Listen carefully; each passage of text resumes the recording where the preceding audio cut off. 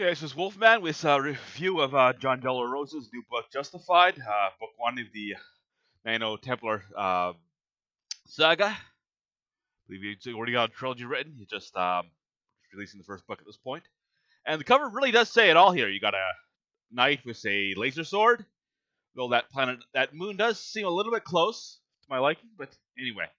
This is militant Christian science fiction. The book opens absolutely gloriously with a group of crusaders landing on a planet of space Muslims and, well, cutting them down with laser swords.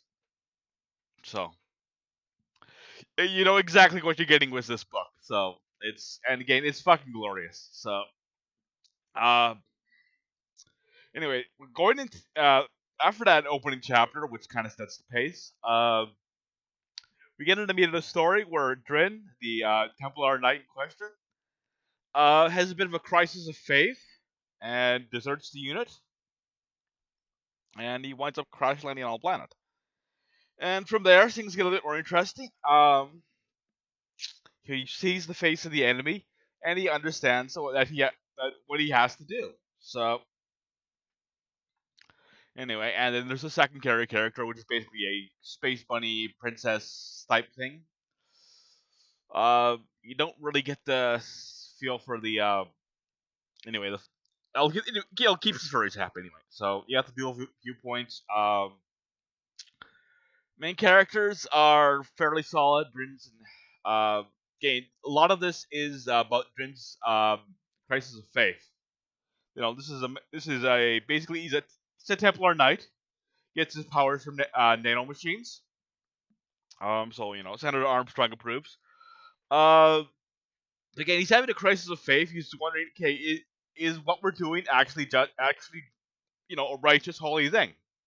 And you know, so he has a lot of the internal struggle here. But yeah, it sees the enemy, sees what it's not really just the enemy race so much as it's the enemy leadership. So sees the evil, and well, he begins to do something about it. So that's really the core of this book here. The ending is very satisfying, and it does transition nicely into the next book of the trilogy. So there's that. Middle part does drag a little, but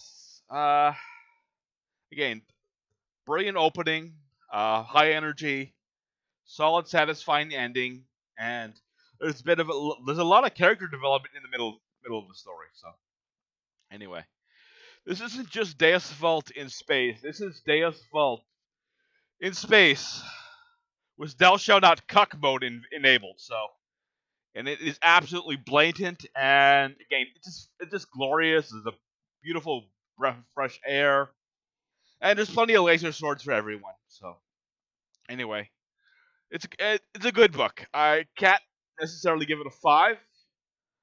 So this is maybe a 4.5, maybe a 4.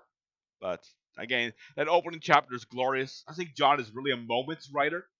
He'll just kind of cruise along, and then he'll hit something awesome, and it'll be like this one scene that really just makes you shout America fuck yeah for no apparent reason. So anyway, yeah, overall a very good book.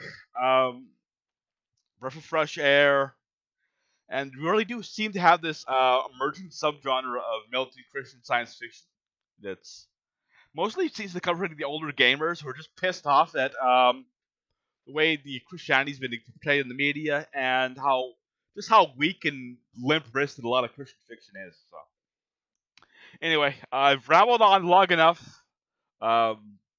Anyway, carry on, Space Brothers. Glory awaits.